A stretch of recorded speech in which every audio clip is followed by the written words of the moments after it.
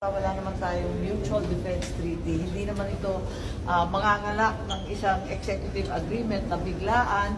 Meron na tayong EDCA rito na may mga missile dito na sinasabi ng ibang media at hindi daw yun ang maaring mangyari dahil wala naman tayong mutual defense kasama ng Japan.